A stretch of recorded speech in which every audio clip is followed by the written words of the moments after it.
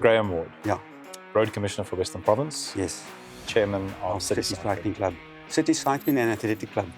which happens to be the oldest cycling club in Cape Town. My That's correct. desktop research has confirmed that. That's correct. ChatGPT wasn't sure. Yeah. But anecdotal feedback, everyone's like, yeah, Graham Ward, City Cycling Club.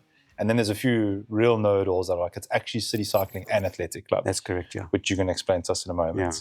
Thank you for coming to join us. Yeah. So for the record, Port Elizabeth Cycling Club is the oldest in the country. In the country, okay. Yeah. You second? We're second oldest. Well, okay. But oldest in Cape Town. Yeah, we can trace our origins back before PE Cycling Club. Okay, so let me just explain quickly. We had City Cycling Club that predates PE. Okay, then you had Cape Town Athletics Club, which also predates Port Elizabeth Cycling Club. Then the two, City Cycling Club and Cape Town Athletics Club, amalgamated in 1891. Okay. So that's where I say our start date is. When we got constituted in 1891, so which is younger than PE by a few years. And yeah, I'm not going to dispute it. No, really, I'm not going to dispute it. We're the oldest in Cape Town. And then you got Paul, I think, 2 years younger than us. They were maybe 1893, 1894, if I'm not mistaken. And I mean, one of the practical questions that came to my mind, what is the benefit of that legacy? What does that give a club that a young might not know? What is the edge? Funny enough, quite a few members say that that's why they were attracted when they first joined us and they realized how old we were, and we're still very, very active. And if you go onto our website, you can go and look at the old guys riding their fixed gear bicycles. And we have a set of minute books dating back to 1905. Unreal. Okay. Anything exciting in there we need to know about? I haven't had the opportunity in my retirement to go through, but I have when there's been one or two sort of dates that pop up, like when we lost the athletics side ceased to exist in the 1920s. So I tried to research that why. Okay, and it was we had a life member, Uncle Harry Bairstow, who was a member in the 1920s, and he would come to, very often he would come to our AGMs and he would explain to us how the club almost folded in the 1920s because of the Depression, and just after the First World War, the Depression, and he said that's when athletics ceased to exist, okay? Just because there was no competitions happening. Yeah, there's just... No one did it anymore. Yeah, times are tight, times are tough. Yeah. And I think, he always tells the story that the three current members met on a corner in Plumstead, Claremont, and they decided, well, we need to grow the club again. So let's all bring a friend next week to double our membership. And 100% growth, week on week. That's a job. I'm still around today. We're still around today, yeah. And purpose of that club, why did they feel like they needed to rebuild it? What were they addressing at a community level, at a personal level? What was the burning fire that said we need to Uncle Harry always said he had just come back from the track championships, and I can't remember where it was held then. And he was very excited about cycling, and he wanted to grow the club from where it was in the early 1900s when cycling was booming, and we had a member, a colonel. Well, he was late in life. He was a colonel, but Jack Rose actually broke the world record for the hour. Sure. Okay. In I think 1891, 1892, and we got records of that in the club. And cool. There's a little story about what Jack Rose accomplished on the track, and he got paced by these not tandems, the 4-man bicycles. They used to build a 4-man bicycle, okay, to pace him or to pace. That was like the norm. The norm in those days. How fast can you go on a bicycle? Faster than a horse. I don't think I've ever even seen something like that. Yeah, no. I'll send you all those. That sounds so sketchy. Yeah. No, it is unreal. Have you got pictures of those? Yes, we have. Yeah. Please send those over. We've got pictures of the old Greenpoint track. Don't get confused with the Greenpoint Stadium. Yeah. So the Greenpoint track, as it is today, yeah, which is next to the Cape Town Stadium, okay, that was the original Greenpoint track, where they used to have the track cycling and athletics. Okay. Then, like the typical city council broke up the track for whatever reason, I don't know, in the 1920s. And then they built Greenpoint Stadium, which is still there today. Mm. Then they also broke that up recently to rebuild it. And then obviously they built Cape Town Stadium next to it. Got you. Yeah. Interesting. There's so many. Having done one or two of these now, there's track always seems to find its way into like the origin story of most good conversations, and South Africa seems to have done quite well there. Yeah, well, one of those guys that met on the corner in the 1920s, 1930s was a member called Ted Clayton. He went on to represent South Africa in the Empire Games in those days. Yeah. I can't remember what year, but it was the early 30s. And then he went to the Berlin Olympics, 1936. Yeah, 1936, yeah. And yeah, he was quite an accomplished cyclist. Mm. We had Sid Burns that went to the Rome Olympics in 1960. I think that was our last Olympics. And we've had various very accomplished cyclists. And these were members of your club? Yeah. Participating from Cape Town, presumably. That's correct, yeah. Unreal. And what sort of impact did they have in the club in the early days? Do you have any idea? Like, did that attract people as like a cool wow factor? Did they impart knowledge on people? Because I can't imagine then, like now you want to know how to be an Olympic track athlete. You could go and research what watch you need to hold, a training regime, nutrition, bike, blah, blah, blah, blah, blah. That source of knowledge back then, I would imagine, was a human being. Yeah, so we still got, the club should compete for its own trophies. So we've got about 20, 30 trophies for various competitions. And active today? Yeah, it's very difficult today because we're running out of roads or safe roads to compete for these trophies. I'm going to come back to that. That is a topic. No, it is. Yeah. It's relevant. And you have a very particular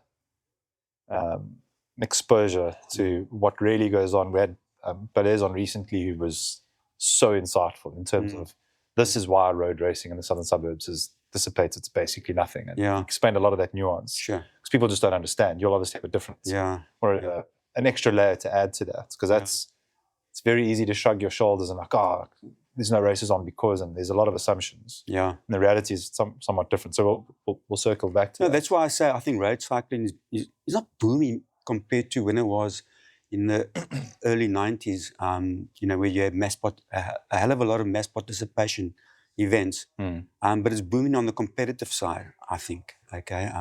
Globally or locally? No, locally. Okay. Locally. So if I go back to the early, the 1950s, I mean, our club races were well attended with the likes of Ted Clayton and Sid Rose. Also went to, I'm not sure whether he went, I don't think he went to the Olympics, but I'm sure he went to the Empire Games on the track. And explain Empire Games for anyone. Empire Games today's Commonwealth Games. Okay. They just call it, I suppose, the British Empire, and today is the British Commonwealth. Okay. And most of our members took part in track races. I think road in those days was more of an individual. They would do time trials, 100K time trials. 100K time trials. Yeah. So when Ted Clayton... On the track? No, on the road. I was going to say, yes. Yeah. So when Ted Clayton and Henny Binneman went to the Olympics in 1936, they took part on the road, but as an individual. So you ride a 100-kilometer time trial, and the fastest guy wins, gets gold. I've never heard of a 100K time trial. So they didn't have they didn't have bunch racing at the Olympics on the road. Okay. But yeah, so we would... Changes things quite substantially. Yeah. So the club would compete for its own trophies that was donated by various... What would a turnout look like in the 50s? I think 20, 30 riders. Okay. Yeah. But you would get that for the local inter-club races as well. Okay. But you just would get your best racing, your best cyclists taking part in the inter-club. Where would they race? Durbanville, Whittaker Road. And they would do the Pardon Island. I don't know what the Pardon Island circuit was, but I think they would go from Pardon Island, the old power station, where the old power station of Pardon Island is, down the coast to, I think, the racecourse, the Ascot racecourse, come back again, or I'm not too sure. But I mean, I remember when I first joined the club, we did a time trial. Okay, we have 2 trophies for time trials. The Fripp Cup over 10 miles. And I can't remember what the other one is for a 40K. It's a 40K time trial. I think it's the Dunlop Cup. And believe it or not, we did our time trial down the West Coast Road. And we had one of the dads standing in the middle of the West Coast Road with a flag, and you had to turn around him and go back again. You can't do it today. Why? It's just too much traffic. You'll get Yeah. killed. Yeah, you need closure. Yeah. Or at least, Yeah, no, you can't do that. Yeah. It's not down the West Coast Road. No. You can ride down the West Coast Road on the hard shoulder, yeah. but I wouldn't put a time trial down Yeah. down the West Coast Road with a turning Yeah. point. So I believe Aaron, who we were talking about earlier, was saying how, a lot of really interesting things people have said. Like if you want to grow cycling, focus on this, and it's never what you think it is. BMX was the one. Yeah. It's cost effective. It's small. It gets kids in. There's a cool factor, and it just gets you into riding a bike. Track is another one. Yes, definitely. Extremely good for competence and Yeah. cost effective, controllable, safe, but actually a lot safer than road cycling is. Yeah. And what Aaron says he feels is a real tragedy in South Africa is there's basically no time trialing. There's no, whereas like in the UK, you go to a club TT and you'll have 100 people there, like in a parking lot, and they'll go and TT on the main road. You got your different gaps between people, and obviously people have to, like, don't be an idiot. We know that. Yeah. But they'll be on a road, car, stopwatch, very simplistic. No high tech, no they road were only closure. allowed to ride on as individuals on the road in the UK up until recently. You weren't allowed to have bunch races in the UK. I don't know that. Yeah, and that's why they've got that culture of time trialing in the UK. I'd love to see more of that. And Brendan actually asked me, I was with him this morning, please ask Graham if they still do that time trial. It's like stuff of legend. You want to explain the history of the time trial, where it's been, does it exist? Well, I think the shortest time trial that you could get in the old days was a 10 mile, 16 Ks. So now try and find a circuit that is 16 Ks long without any traffic lights in between or traffic circles. There is one that we found in down the West Coast. So if we start in Melkbos and we go up the coastal road into Blouberg, and you go around the circles there and then back down the West Coast Road into Atlantic Beach, that's about 16 Ks, give or take a meter or two. Okay. Yeah. But now they've got a cycle path. Now you can time trial on the cycle path, but you're going to have runners, dog walkers, social cyclists in your way. If you don't cycle on the cycle path, but in the road, you're going to have motorists hooting at you. So we thought, you know what? Yeah, let's go and look for somewhere else. Okay, so you're on the hunt. Yeah, let's go look for somewhere else. Even if we have to go and ride around a 4 or 5K circuit 3 or 4 times to get 16 Ks, but we haven't competed for the Fripp Cup for quite a while now. We did do a time trial last year on Adderley Road, which was short of 16 Ks or 10 miles. So I said to the guys, sorry, you can't compete for the Fripp Cup unless you do 10 miles. That is what it's there for. So you either find a distance, even if it's just one way of 16 Ks. Or a loop. Or we just do the club time trial, and we award you points for that particular competition. So we're actually going to start now after the DC with our club races. And we try and look for places in the industrial areas where it's quiet on a Sunday morning, not much traffic, and then we race around there. But it's routes. Are there compliance challenges and costs associated with that? Because one of the questions I get quite often, we've had a few rides leave from here, planned rides. And the question is always, what are the legal requirements in terms of, do you have to get police involved? Do you have to get a medic involved? At what point, as a club organizing a race, do you have to, because one of the key things David explained, that happened, that in and of itself wrecked road racing, was the 2010 Act update ahead of the World Cup that stipulated now and made it very onerous. If you run any sort of mass participation event, there's all these, I'm sure you're aware of that. At what point does that apply to you guys as a club trying to organize a race? Like, explain the admin. Okay, so For instance, we're going to have a hill climb on the 30th of November, and it's in your backyard, Swanswijk Hill. Okay. Okay, it's and we got a trophy, the Bob Thies Memorial Cup for the hill climb. In the old days, not well, the old days, but I mean, a few years ago, we used to do a Kaapseweg, and then we moved it out to our area. We do Melanzhoogte. It's only 2 k's, but if the wind's blowing, it's a different ball game. We've come out to Swanswijk Hill a few times, so we're going to come out to Swanswijk Hill again this time in 2 weeks' time. If we get 50 riders there, that's a good turnout. Right, that's a great turnout. So 50 riders riding individually along a road. We have to negotiate 2 four-way stops, if I'm not mistaken. So based on law, prescribed law. Yeah. So you're on a bicycle, you should stop at a stop street, isn't that so? But they're going to be doing a hill climb, and they're going to be timed. Yeah. So we'll explain to everyone that's present that they are it's a training ride. Please obey road signs and respect other road users. Yeah. Compliance-wise, it's less than, well, hopefully we'll have less than 50 people. So compliance-wise, you're not obligated to get an event permit.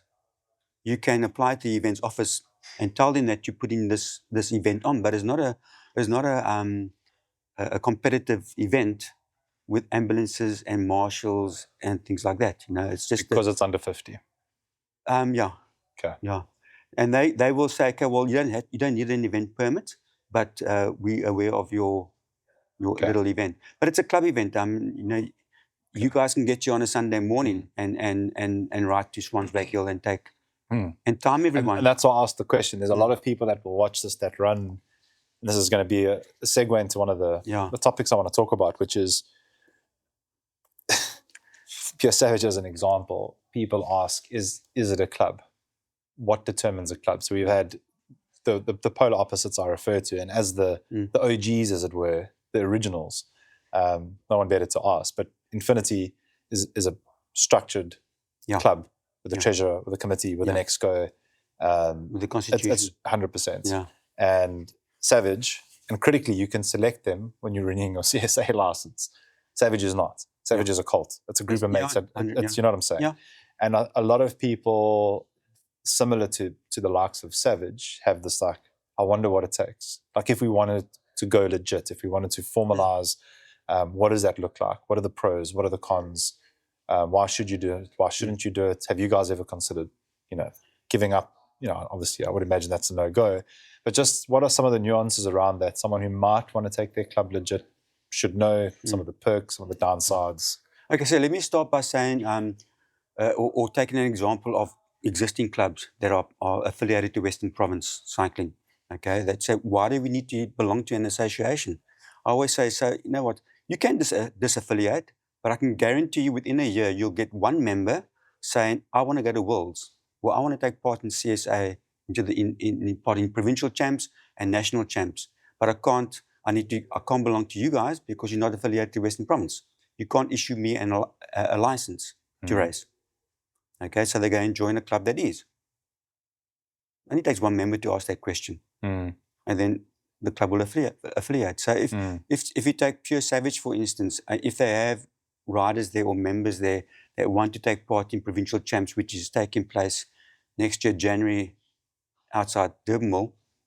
So it's normally been in Oudtshoorn, which is a few hundred k's away.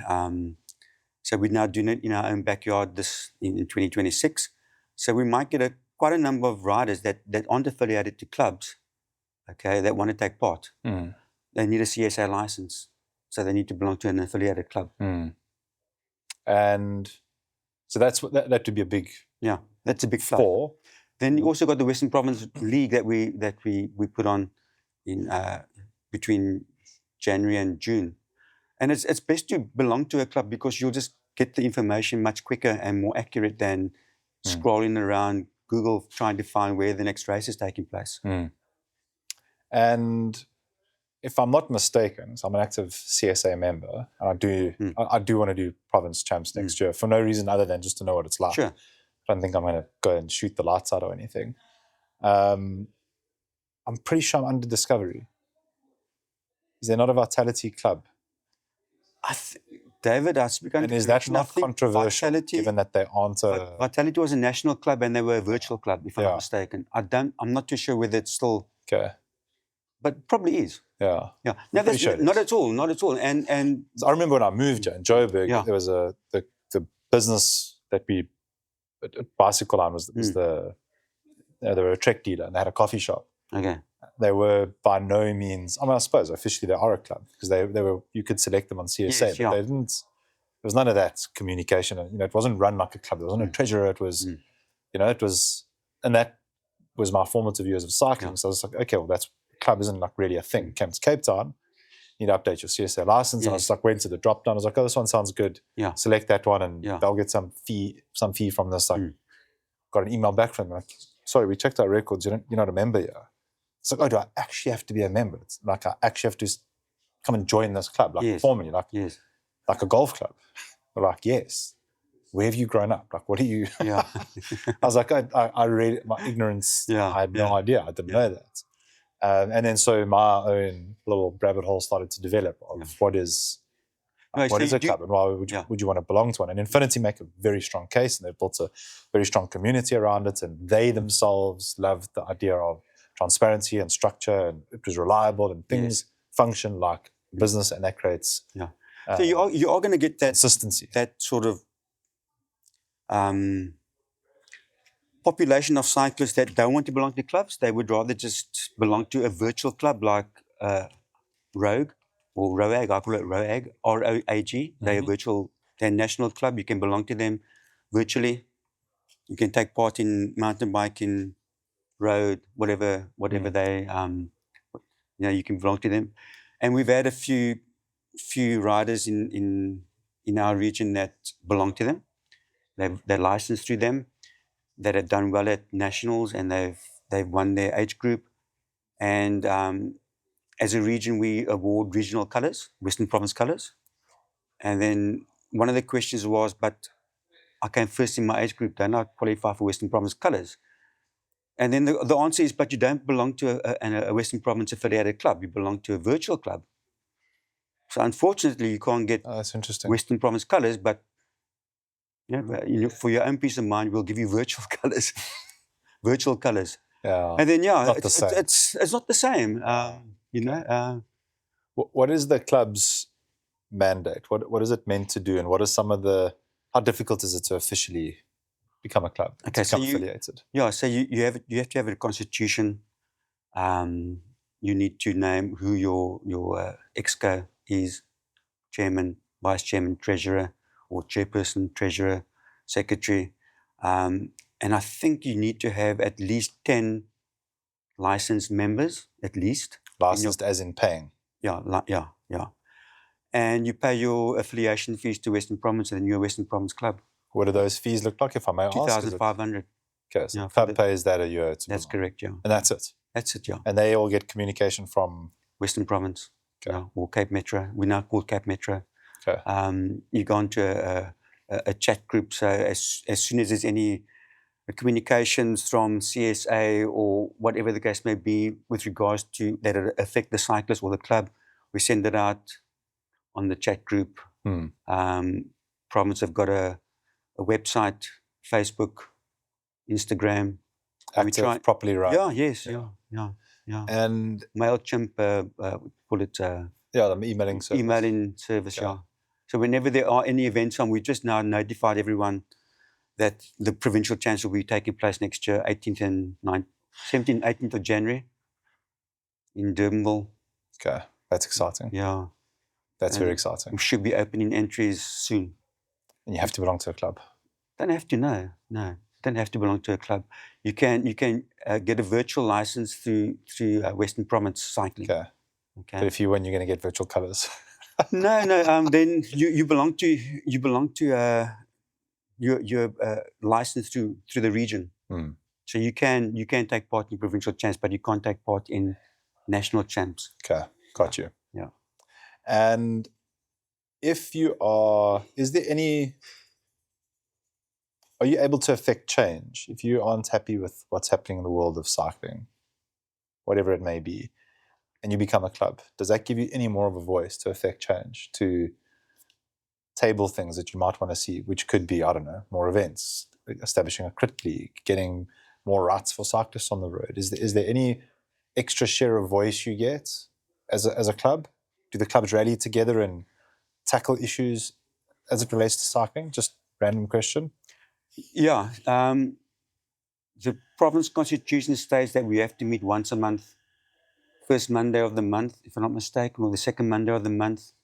All the clubs need to send a delegate to the meeting. That hasn't been happening because we've now moved to Zoom and team meetings.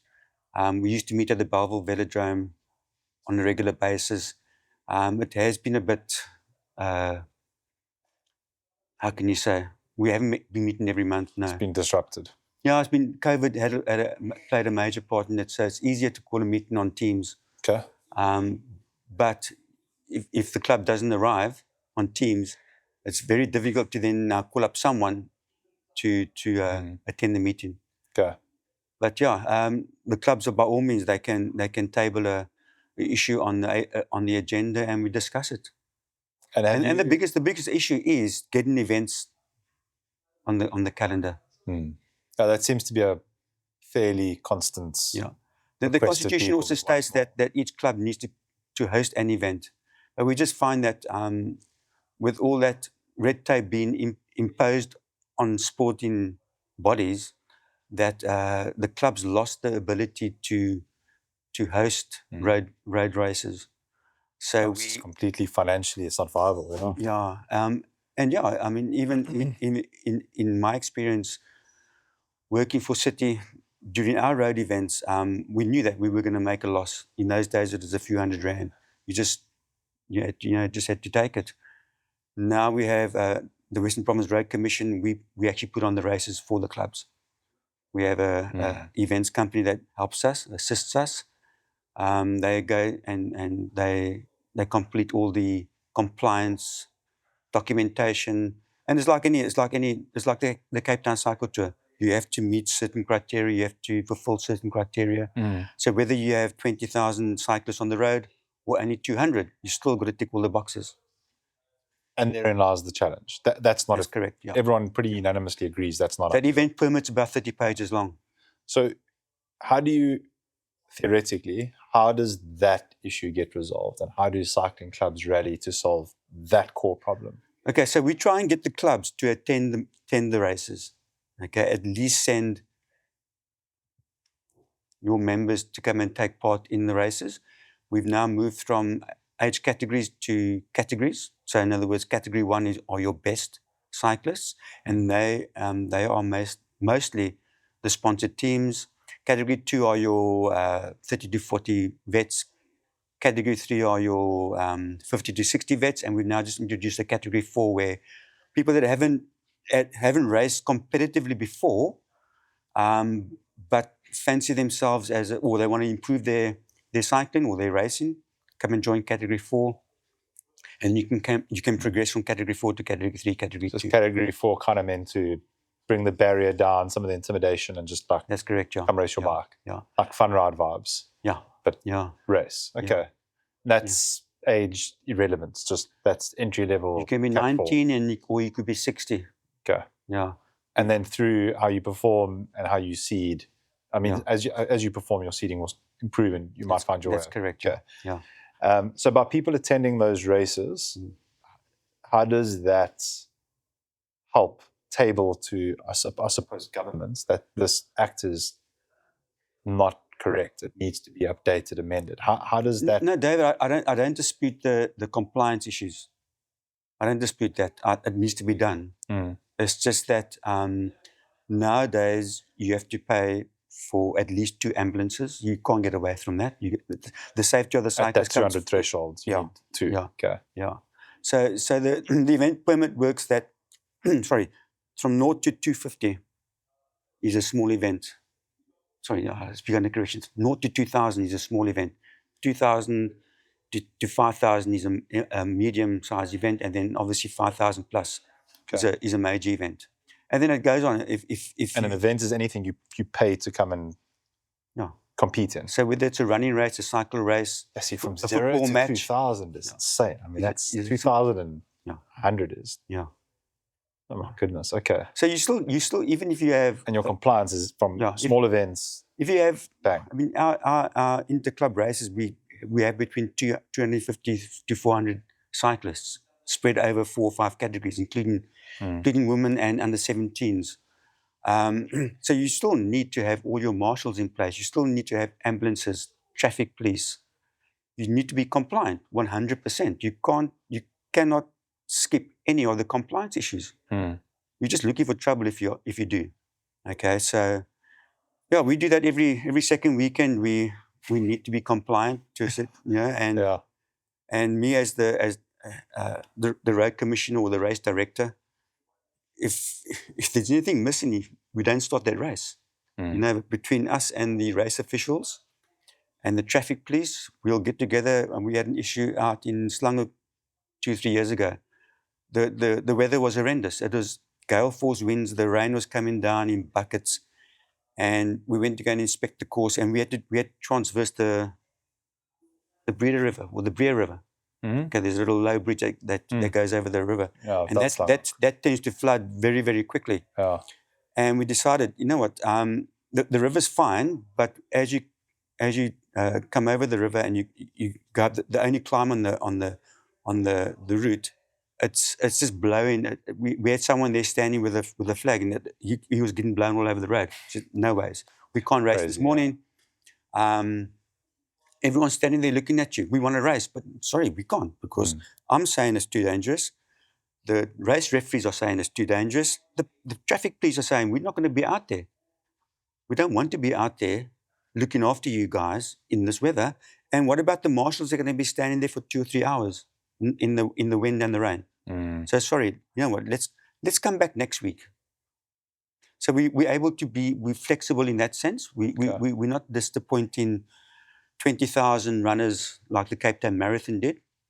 We between 200 to 300, and we say, sorry guys. See you next weekend. We are flexible enough. We can just now amend our event permit to the following week or whenever it suits the local municipality and us. So we're lucky in that respect. But yeah, we try and put on events for the clubs and get them out there. We've just introduced an inter-club competition now.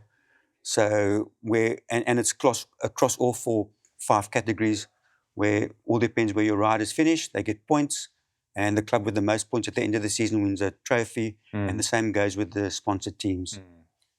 We've got a top team. A top team competition. I remember that last year. I think RDX got it. No, ASAP.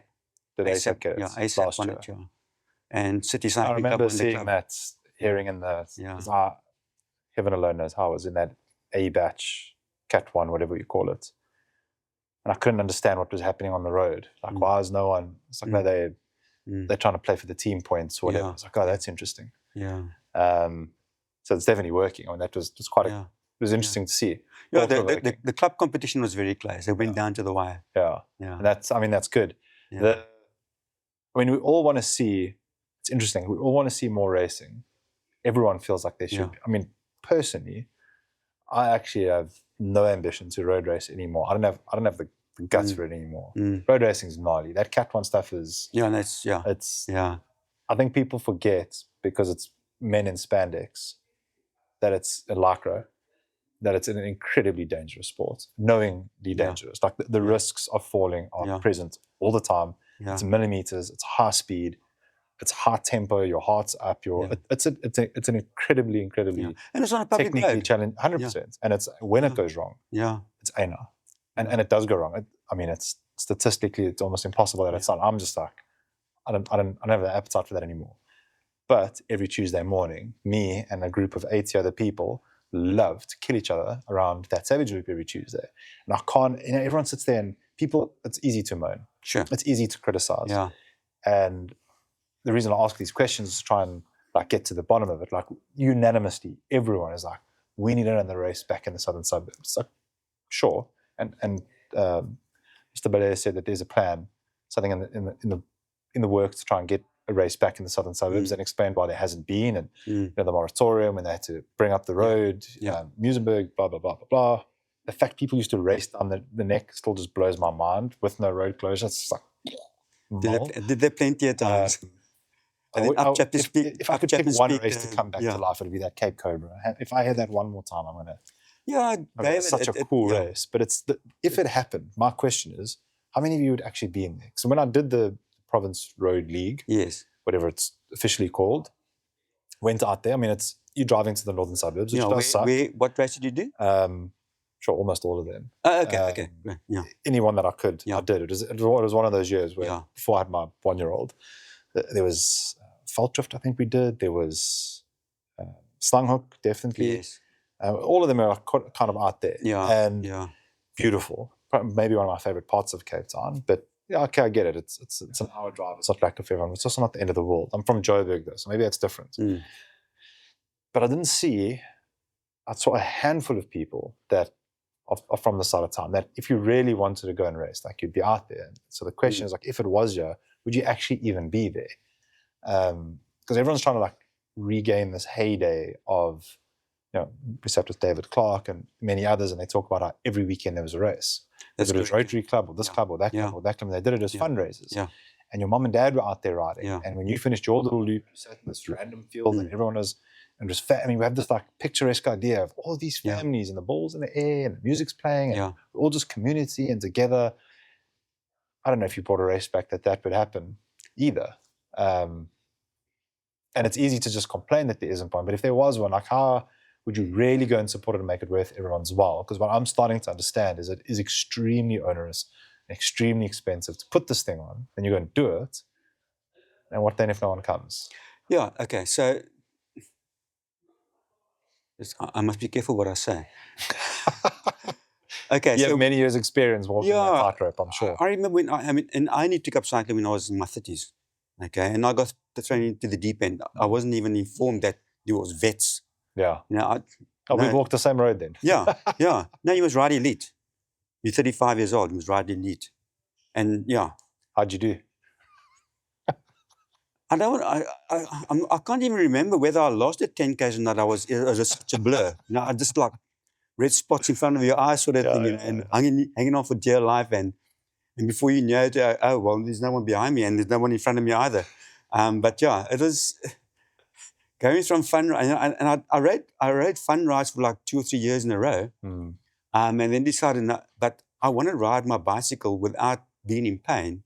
Let me try and get a bit more competent, okay, and get over that fun ride culture of just sitting in the bunch, tracing the bunch that you can see down the road, and getting to like racing. I mean, it's going to be much more harder, and or much more difficult. And it took me about 2 years, and then I got told, but you can go ride vets. I mean, you're old enough to go and ride vets, okay, and then. That was more pleasant. It wasn't as like you say, hardcore as riding elites. I mean, it was like every 30 seconds, it was like some idiot. Yeah, you can just hear those click, click, click, and off they go. So like anyway, so in those days, we would race on a Saturday afternoon and then do a fun ride on a Sunday morning, wherever that was. Whether it was out in the northern suburbs or southern suburbs, ride Argus. Yeah. And then your road season would kick in after that, because track season was in the summer. And I well attended. Yeah, and well attended. And I even started riding track. Okay. And that's a difference. That's another, we can chat for hours about track, and if anyone's out there listening and they've got youngsters that want to take cycling seriously, get on the track. That's the quickest way to learn how to ride a bicycle. Ride track. Yeah. I learned when I was 40. Yeah. But it is, I enjoyed it while I did it. But so David, you must remember the competitive side isn't for the money. If you're in it for the money, you're in the wrong sport. 100%. Yeah. Where the fun rides were their aim was to raise funds for charities. Yeah. Okay. Exactly. Simple as that. So if you're not making money, if you don't have the turnout and the mass participation, you're not going to be making money for the church or the charity that you Yeah. trying to raise funds for.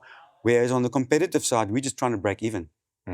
So we For the love try, of the sport. yeah, and we try and use the local clubs to marshal and to provide services that we need, free. But you've got to pay for the ambulance, you have to pay for the officials, you have to pay for the traffic police. And Do you yeah, give me a ballpark what that would cost, like a thumbsuck number? Between 50 and 60,000 rand. Oh, that's not so bad. Okay. And you need 150 plus riders, 150 to break even. Okay. So when we're getting 150 plus, we know, okay, we're breaking even, we can pay everyone.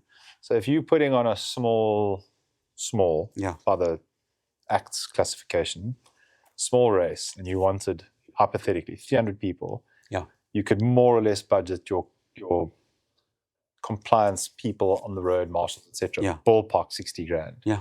Should cover it. Yeah. And then obviously you just need to get enough people to participate, and That's you could. correct. Okay. Yeah. I thought it would be much more than that. That's not the end of the world. And if anyone was interested in doing something like that, we have massive appetite to try and bring some sort of extremely sensationalized crit racing Yeah. to the fore. So crits will be a bit more cheaper because you're on a 1.5k circuit, 2k circuit. You if it's in an industrial area, you don't need 2 marshals at every marshalling point. You need 1. Okay. If it's in the city of Cape Town, we can ask for traffic police on a Sunday afternoon. It all depends on how busy the circuit is. They might not arrive, but they are very, very helpful. Really take my hat off the city of Cape Town into provincial traffic. Yeah. Every time I've seen them out, I've been amazed. Really, they cheer and they absolutely amazing. Smile Really, on the face. Yeah. Good people. Provincial traffic help us tremendously. Yeah. But try and get someone on here from provincial traffic. That would be great to hear their perspective. I can get you someone. Yeah. That would be fascinating. Yeah. I want to get taxi bus owners in here, and I want to get traffic people in here, just for perspective. Like, what do you think about cyclists? Which is something I want to get to, because you were saying right at the start, people have this perception that road cycling is getting worse, or that, whatever. Well, we did say the Nzansi series. I think they're still busy with it now. They might have had the last event in the Nzansi series, which is a national series. They try to get a national series going. I've never even heard of it. No idea what it is. The question I wanted to ask you before we move on, though, is if hypothetically we wanted to put something on, are you, as an individual and the body, is that where you go and start that conversation? Hey guys, we want to do this thing. Yeah. Can you give us, and is there a willingness to say, thank heavens, there's someone else trying to do something in the space? Big time. Because so you want more. David, to be honest, I still like riding my bicycle, and I would rather be riding my bicycle than standing at the start-finish of a Western Province League race, hoping that everything's gone right. No one's fallen and hurt themselves. No one's been taken to hospital. We've had no issues with the riders riding on the wrong side of the road, and there's been no DQs. I would rather be riding my bicycle than trying to now ascertain did everything go fine on the day. So when it comes to our last event in the Western Province League, which is normally Kalani, thank goodness. It's over. I can now relax for the next few months. And we should be going into from June, July, August. I know the weather doesn't play along as much as it is in the autumn, summer, autumn into winter, but we should be racing in the middle of winter, in those conditions. I mean, my goodness, you only get wet. Yeah. you don't melt in the rain. But yeah, so if you came along and said, I want to put an event on as part of the Western Province Road League season, by all means. Yeah. Okay. And I think it's interesting to hear that this body wants people to innovate. Like, please come to us. Like, if you're thinking about putting something on, but everyone just doesn't know. There's this mass. We kind of think we know how this thing works, and it's just like, it's too expensive. But you ask anyone, the next time you hear someone sitting there bantering away at, listen, you know, because people love to complain. Mm. How much is it? That's 60 grand plus, call it 100 grand. Yeah. In the context of that for a business, I mean, I'm not saying 100 grand is not a lot of money. It is a lot of money, but it's not crazy. I thought the number was going to be half a bar upwards. That is doable. And you're saying if it was crit, there's ways to get around that, make it lower, whatever. Yeah. And there's a willingness to help you make it happen. Yeah. We're not going to just like send you documents, be like, okay, figure it out. Like, let's work together. Yeah. I think that message in and of itself is inspiring for me to hear. It makes me think, shit, okay, if I have a half decent idea and I have a little bit of an appetite for risk, and I can go and find some people to help me mitigate that risk, and I'm going to go to this body and there's actually people that want to help put this thing together and make it happen. I mean, I'll come knocking. I guarantee you I will. Okay. And I think if more people know that, I mean, hopefully your worst part of your day is dealing with too many people wanting to come and put stuff on. It's got to be a great thing to have. Yeah. I'm guessing that's not the case at the moment. There aren't people lining up just throwing ideas at you to make stuff happen. Okay. Yeah. So I think it's an awareness problem. And that's what the problem is. You know, we're all volunteers. Everyone's got a day job. Well, most of us have a day job. Even me being retired, I'm still quite busy during the day. Yeah.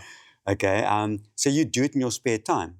And we don't have enough time to actually get the message out there on a regular basis via social media.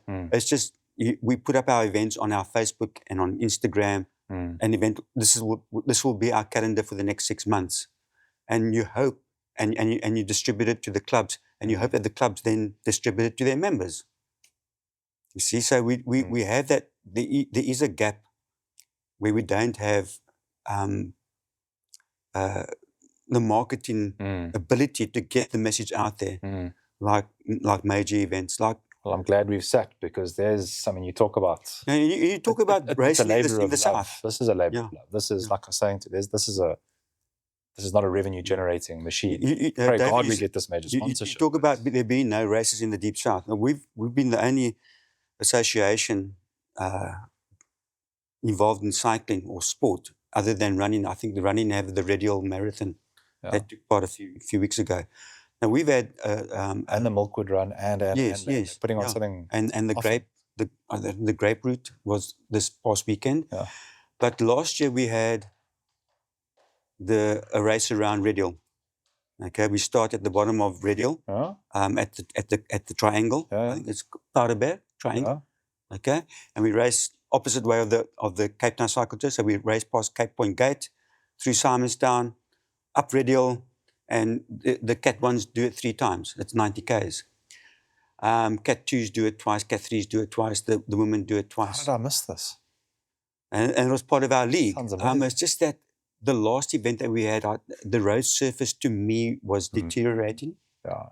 Okay. Especially as you're coming down Cape Point. Yes, yeah. It's and if you've got 3 races going through the centre of Simonstown, you know, you're talking about 300 people going through Simonstown on their bicycles at breakneck speed. Was that road closure? Was there? No, it's stressful for us as organisers. Okay. What time? Well, we try and start by 7:30, and the last race we had we were just going into winter. We were just going into winter, and I think we had a bit of rain around that morning. And we still had a very good turnout. I know I got calls as I was busy putting out the directional arrows and caution cyclists or cycle race on, and I got calls coming through left, right, and centre. Is the race still on? And I thought, yeah, it's only going to be raining. The race is on. And that's fair weather cyclists. Yeah. And Windy's quite hard. Yeah, but then again, with the traffic police, I mean, they go out of their way to assist you. I mean, I said to you, there was a traffic officer, I can't remember her name now. She was in control of all the traffic police, and there were about 8 or 9 of them there. And I said, please, your lead traffic officer, when we go through the centre of Simonstown, you know, he must just try and be just in front of the bunch, because we're going to warn the cyclists that is the the highest risk area. Highest risk area. He can put his siren on. I don't care if his siren's on and he's got blue flashing lights. Just make sure that everyone that is in Simonstown that morning, they are aware of this racing bunch coming through. And then once we're through the town, you can go ahead 100, 200 meters. Yeah. You know, so we have a traffic lead car. Then we have a lead vehicle as well with flashing lights. Then we have the bunch, and then we have a race referee, and then obviously the convoy. That's for Cat 1. You don't have many teams in Cat 2 and Cat 3, so you just basically have a lead car and the race referee and maybe one or two other backup vehicles. You know, but getting them through Simonstown is the biggest. And went fine. Went absolutely fine. We even had the UCI guys down here, and a lot of them were from the Seychelles and Comores and Mauritius, and they weren't used to the wet weather. They were freezing. Yeah. It was actually a very, very cold morning that morning, and they struggled into the finish area. To make it hard isn't the end of the world. So we're doing Radial next year. Okay. Yeah. So I mean, it's fascinating. I can't believe I didn't hear about that. I would have loved to have done that. But it's the optimist in me. It's like, never mind coming through Simonstown, making sure people are aware so that no one gets injured. Yeah. Imagine Simonstown is so aware ahead of time that people are intentionally there and they're watching to see this spectacle. So part of your come compliance, through. part of your compliance, the event permit office should send out notifications to all the local ratepayers associations and anyone that matters in the area that you're going to be hosting your event, and they can object to your event taking place or not. That's how the process works. So the ratepayers and the local councillor should know about the event being taking part in the area. What the traffic did say is that we need to be off the road by 10 o'clock, the latest. That's reasonable. The reason that's being, actually quite late. That's impressive. And we said, okay, look, the last Cat 1 cyclist should be finished by 15:15 at the latest. And the reason being is that the tour buses start coming through that area. Yeah, exactly right. Okay? Exactly right. And the last thing you need is now for a tour bus going up Radial or down Radial or coming from Scarborough, going to Cape Point, and you've got a racing bunch. Yeah. And also, you don't want cycling to be the thing that makes Simonstown lose tourist money. Yeah. That's the other side of the coin. Like, you want to go ride your bike, but there's businesses there that put food on the table. So we used to do Radial on a Saturday afternoon, and I think UCT used to host that race, UCT Cycling Club. And it's a very, very quiet road at the best of times. There's ones and twos that are going up there. It's only Simonstown itself that is busy. But on a Sunday morning, maybe they get up late. I don't know. Maybe there aren't any coffee shops in Simonstown. There are. There's actually some pretty incredible development going on along there, which worries me. It's only Boston. It's only going to get worse. Yes. I'll say worse, better for businesses there, but you can feel everything swelling. Yeah. Like so we try and I think we penned it in for early April, the Simonstown event. So the road should be in good condition still. Following cycle tour. Following the cycle tour, yeah. Yeah. It would please involve us in advance of that. I'd love to see if there's a way we can help advertise, market the event with some, for no reason other than just to see if it would work. Like if you can make it, if you can spread the appeal of it. I think one gap I didn't realize was there before is anything that's happening in these cycling clubs. I have a cycling social circle. If I think like the number of people that we ride with on a Tuesday, Thursday, Friday, 80 easily. None of them have a cooking clue what's going on in any of these cycle clubs. They have no interest in subscribing to them. It feels old school. It feels too stiff. It's like I just want to ride my bike. And pretty much all rely on their knowledge of what events they think are going on. The Western Province website on Facebook is incredibly up to date. It communicates very well, which is all fair and well, but that's very mechanical. There's a gap in between there of creating. Have you ever seen the race called the Gallows gravel race? Yes, I do. Yeah, in McGregor. Yeah. Have you seen the the media around that, Yeah. the imagery, the Yeah. video. Yeah. That when that thing drops every year, I have the same hype I have for that is for like a movie I'm excited about seeing. It's cinematic. Yeah. The guys behind it, Matt Kizzer, Carl, Jared, are some of the best creatives that exist. So it's no wonder. Yeah. What I take from that is a big ingredient in what gets a lot of people there. We Yeah. call it froth. It's just build hype. Yeah. A race in Radial, Simonstown. I mean, my heavens! If you can't make that frothy, you must. Yeah. But I understand there's no budget there to go and commission a 50 grand video to be shot for advertising. That's obscene. Yeah. So David, if you go back, and we'd love to help. So please, yeah, if you go back on our Facebook, there is a photo album, and there is also I've been through those photo albums. Yeah, there is also a video. Because I had the videography in my car. Yeah. I sort of circulate and I just make sure everything's in place. Funny enough, the Radial race, you must remember Cape Point Gate opens at 7:00. So all the fishermen are lined up down from Cape Point Gate down the road towards Miller's Point, waiting to get into Cape Point at 7:00 in the morning. So you can't start your normal fun ride, which is a normal 6:30, 7:00 fun ride start. You can't start that earlier than 7:30 because you've got to wait for that traffic to get into Cape Point Gate. They move quite quick. So you'll have a kilometre of cars and fishing boats all queued up trying to get into Cape Point Gate. That game. Yeah. If you're having 40, 50 cyclists bombing down that road. And a disaster road to bomb down. Yeah. So you have to we have to be very careful about Cape Point. We don't want to mess up. We want to keep everything nice and smooth and play by the rules. My wheels are turning very quick. Please, if there's scope to be involved, at the local club that runs it is Club 100. Okay. They take not responsibility for the event, but they get involved with it. Champion the thing. Yeah, they spread the word and they supply a few marshals because we flood the area with marshals. We need marshals on that route. You cannot skip anything. Yeah. Because if something does go wrong, and it comes up at why didn't you do this? Didn't you mitigate the risk here? And what did you mitigate it with? We can't be hopping bubbles and yeah. We need to say, but we did have a sign there and we did have a marshal there. Yeah. So Club 100 again, I've got no idea what that is. And that just could be that I live under a rock. And if it's not part of the Club King's 100, they were also a team, national club, Club 100.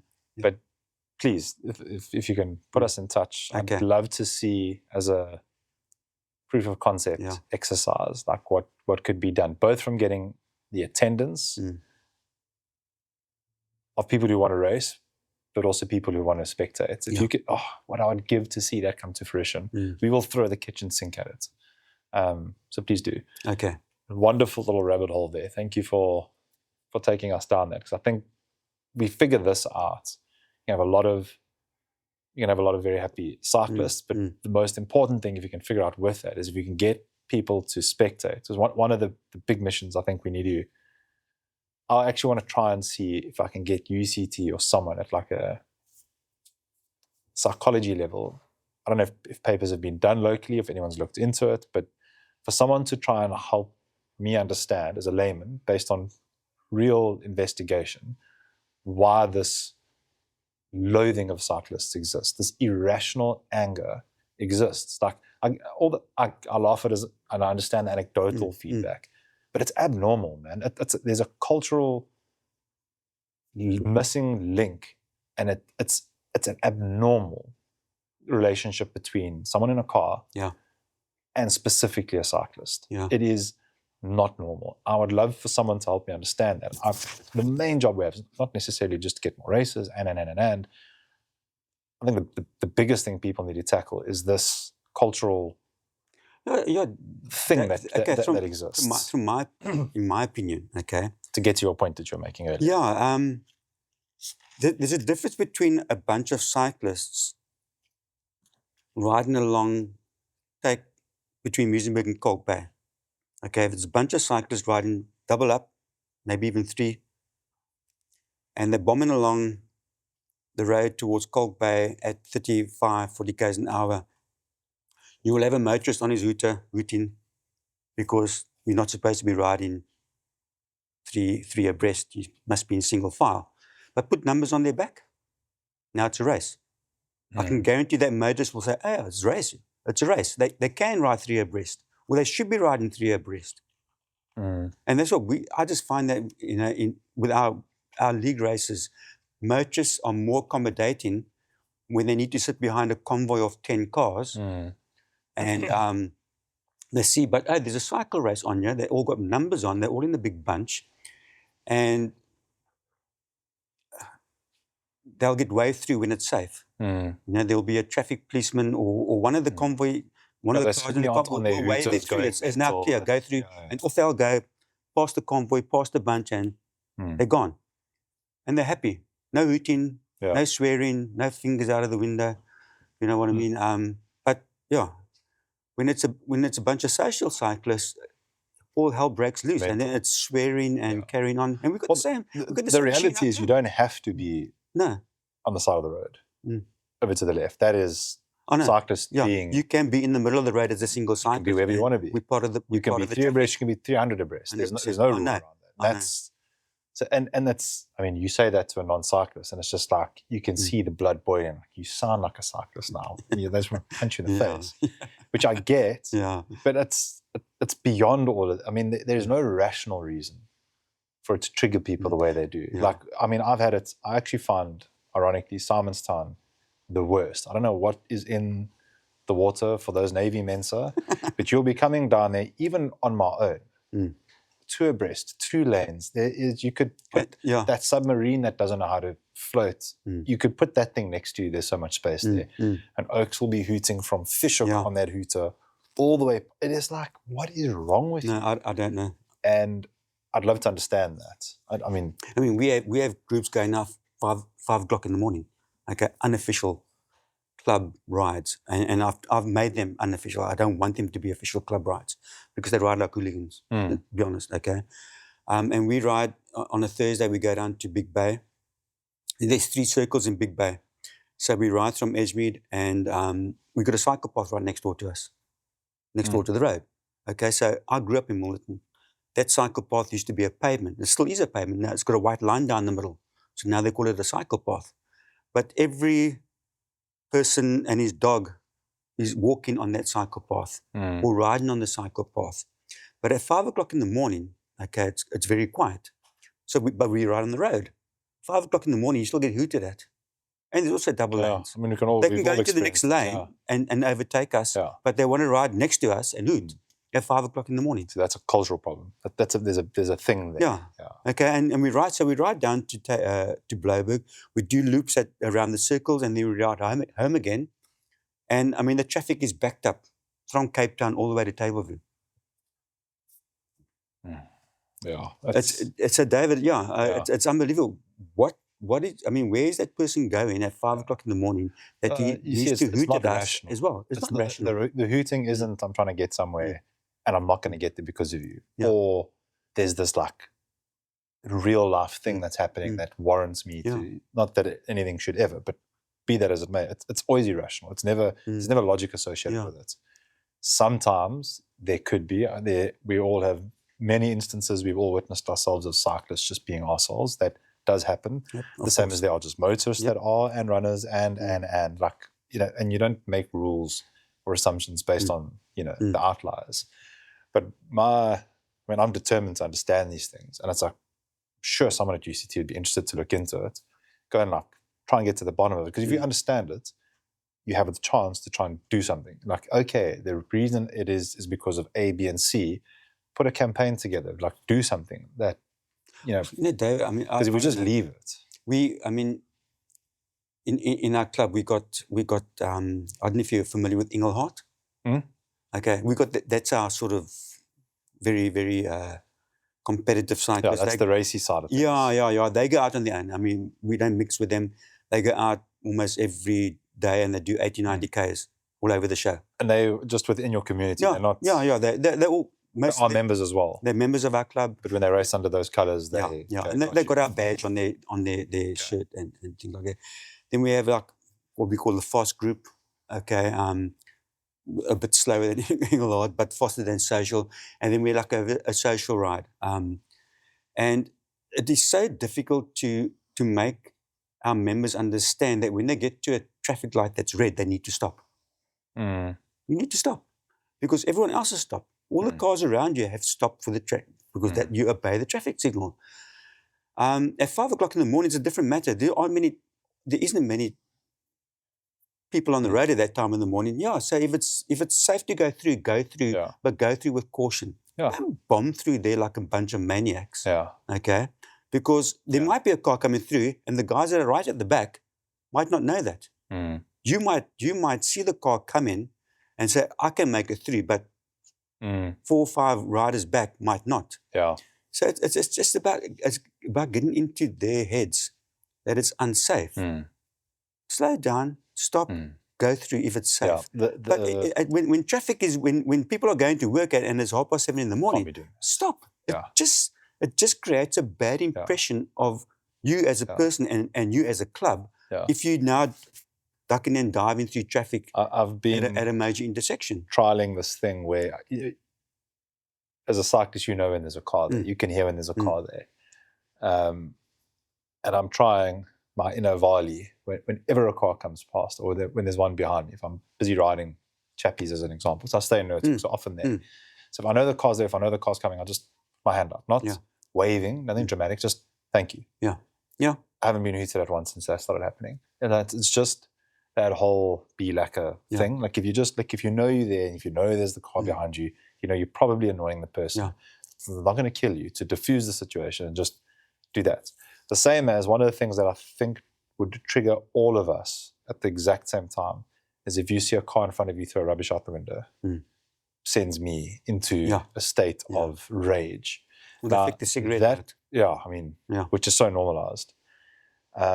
You see that, you feel this moral high ground, and culturally, that person doesn't see a problem with what they're doing. Otherwise, they wouldn't do it. You bombing through that red robot is exactly the same as the guy throwing rubbish out his window. Culturally, anyone else observing you thinks, what a dose. Like, has no respect for anything, and they'll get on their moral high ground and start their speech. It's no different when you're doing that. And as soon as you have that little real, and again, 5 in the morning is a completely different story. I come down Ocops, to ride here at 4 in the morning. We leave here at 4:15, 4:20 on a Tuesday. I don't stop at the robot and wait for it to change. I pause and I see, mostly because I'm from Joburg and I still have PTSD, so I'll skip that. And I wouldn't expect any other motorist to sit waiting around at a robot at 4 in the morning. Like if it's safe, then obviously you go. Obviously, like that's common sense. Like you say, where there's that, like just apply common sense and think like the thing that stands out to people is think about rubbish out a window.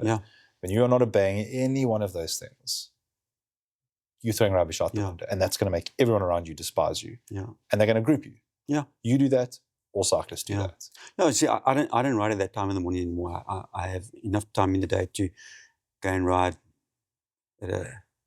later in the day. But our members have been complaining that it's becoming too dangerous now. So I've said to the guys and girls, when are we going to stop this culture of racing, down, it's called Bosmansdam Road. It goes from Edgemead down into Milnerton. There's about 4 sets of traffic lights. And you can only see that as clear once you actually over that line, when are we going to stop racing? And what happens is the front guys will slow down a bit, which then gives chance for the guys that are hanging on the back to catch up, you see. So they're slowing down, but then the guys from the back are coming through. And that's what's causing, and that's what's causing the issues, that they're not aware of a car coming into the intersection. And so our members there have been a few complaints, and I've said to them, when is it going to stop? Do you want someone to die first before it sinks in? And then you'll go and parade have to be more cautious. Of the victims. You have to be totally compliant and stop at a red traffic light when there's nothing going on in the morning. But just be more cautious. It's not going to impact your Average speed. average speed, or your segment. Strava segment. You know, and I think that's half the problem is everyone It's a wants big part of it. Strava. I mean, they're absolutely obsessed with their Strava segments. You know, I don't know. Yeah. We can agree for hours on end, but I think it's important to say these things. Yeah. In closing, a few things I want to ask you. What is your bike of choice? Cannondale. Which one? I don't know. The road bike one. Yeah, it's black. It's black with like a little green stripe. Okay. You need to send me a picture of that. Yeah. Favorite race?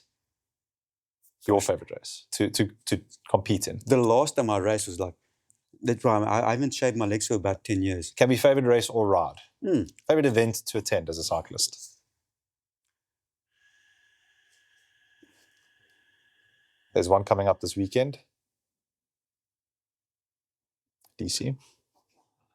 I took part in the very, very first DC. Wow. Yeah.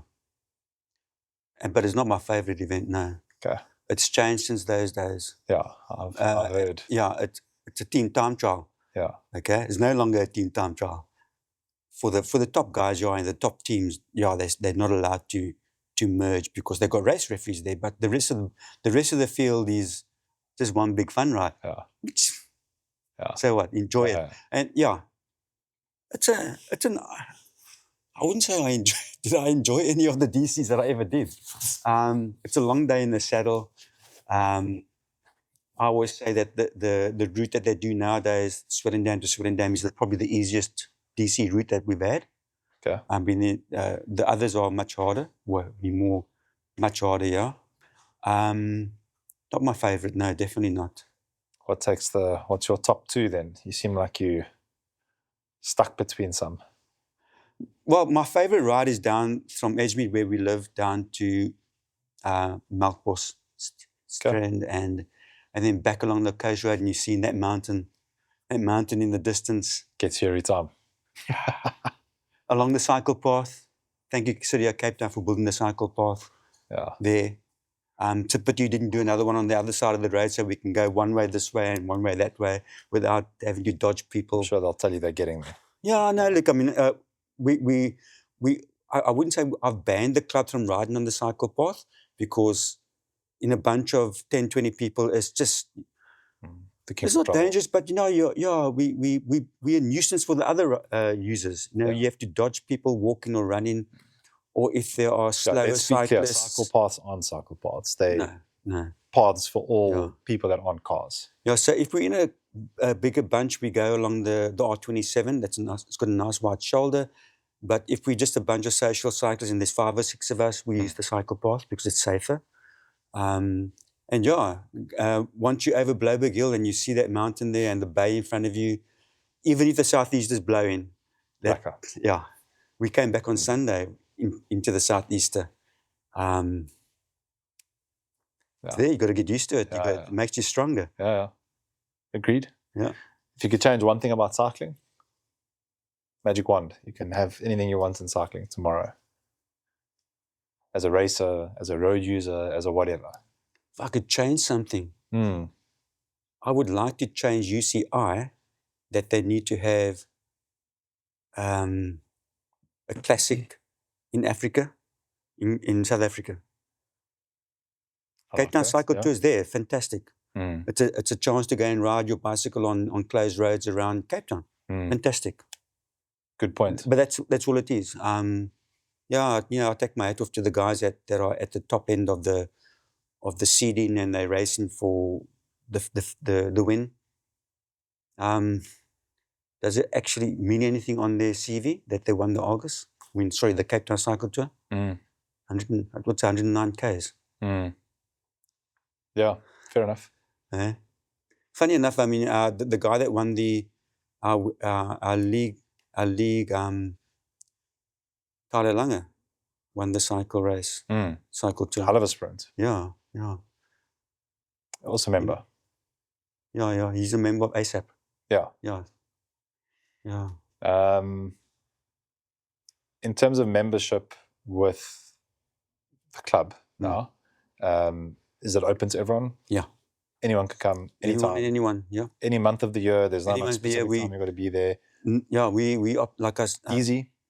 Yes, we ride every Saturday and Sunday and every public holiday. Are you welcome to come if you're not a member? Yes, by all means. I always say to the people that aren't a member, come and ride with us.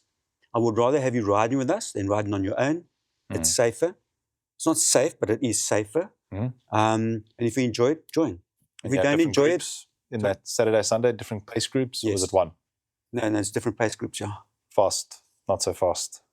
And social. Social. Yeah. Okay. Yeah. Cost to be a member?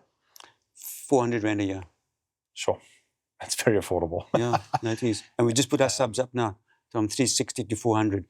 And if you are a member there, are you limited in doing anything at any other club? I think that's one of the big things. We do have members that are licensed through another club, but they stay in the area and they're a social member. They're not licensed through us. So they ride for, if they take part in the Western Province League, their points will get allocated to the club they're licensed with. Okay. So we do have other members. So like me as an example, I stay in Notuk, Savages, the crew that I ride with on a regular basis.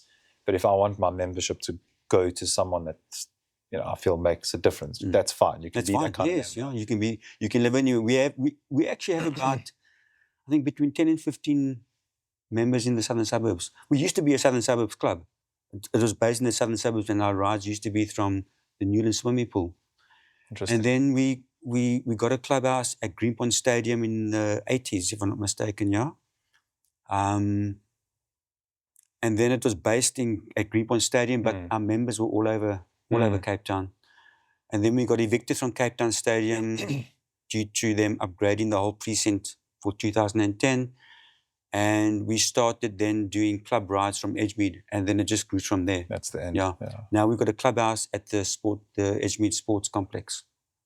And you've got a de facto clubhouse, in the deep south. Yeah. Are you riding DC? No. Going? I'm retired. I've retired from the DC. Done. No, David, it's just too many long hours in the saddle preparing for the DC. You can't just do it off the top of your head. Yeah. No, you can't. You've got to put the hours in. You've got to put the time in the saddle, as they say in the classics. Yeah. It's a big one. Yeah. But we've got 4 teams. We've got 4 teams taking part. ASAP's obviously at the sharp end. ASAP's obviously at the sharp end. Yeah. Who else is there? From City. Yeah. Now we've got Engelhard. ASAP on part of City. ASAP, I think. Oh, you're just saying through province? Yeah. Okay. It's from City. We got Engelhard riding for us. They've got about 8 members out of the 12 City members. Then we have a. And how they're looking? Any idea? I don't know. It's. Yeah, I wouldn't say they'll be like in the mix, but they'll do a good time. And then we've got another team that's sponsored by NIFSA Finance. They're also looking to get 12 over across the line in a good time. And then we have a team that's, they just want to... Vibes only. 7 hours. Yeah. And then a social team that will be happy to do 8 hours with the humour still intact at the end. Okay. But they've been putting on in the miles. I mean, I take my hat off to all our teams that have... Oh, it's a major... it's a big leave at 5 o'clock in the morning and they get back 11, 12 o'clock in the afternoon. It's such a day. No, 6, 7 hours in the saddle. But then again, they take like an hour for lunch. Yeah. It's somewhere along the route. It's magnificent. I think that's brilliant. It's good for cycling. Yeah. Graham, thanks for your time, man. Pleasure, man. There is so much knowledge locked up in there. I feel like we've scratched just the absolute tip of the surface. Being someone who knows as much as you do, are you happy if people have got questions that relate to by all means. To reach out to? I'm not going to put your number on screen, but if people are looking for you and they have questions and they want to know things. I try and go into the province Facebook on a regular basis just to see has anyone sent us a question. Is that the best place to field anything? And you try and get back to them within a day or two. Same with City. We've got, like I say, we've got members out here, and we've got a guy that I don't think he rode the cycle tour last year, but he wants to ride the cycle tour, and he lives in Deep River. And he says, Graham, you were the only guys that responded to me. And I said, yeah. So he drives through from Deep River every Sunday, and he comes and rides with us. Crazy.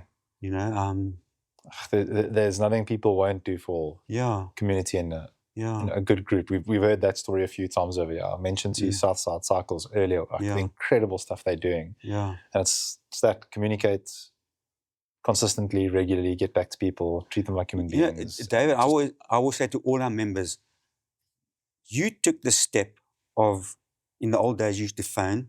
Okay, now it's social media, you WhatsApp or whatever the case may be.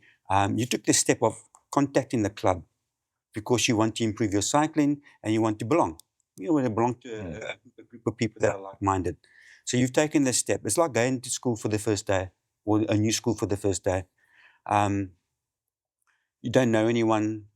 You know, are you dressed correctly? Do you look the part? Will I keep up with the group? You know, are they nice people? And so you take that step. Okay, let me go and join City Cycling Club, or let me go and join Club 100. You know, so respect that person for taking that step to make contact with you, and just have the courtesy of answering the question or answering and say yes, please come and cycle with us. If you don't feel like you fit in, you know, I would recommend that there are other clubs in the area. You know, like I say, we have riders coming from all over the show to come and ride with us. Well, I hope to be one of them in the not too distant future. Yeah. Definitely going to move my official club away from the virtual discovery, which feels like doesn't feel right. Yeah. Thanks for coming through. I appreciate it. Yeah, I know you're very busy in your retirement. It doesn't feel like you're very retired as far as... I didn't cycle this morning. I went for a run this morning because I'm doing the one. Controversial. I moved to not the dark side, but I'm doing the Winans Half Marathon on the 29th of November. Yeah, good luck with that. Yeah.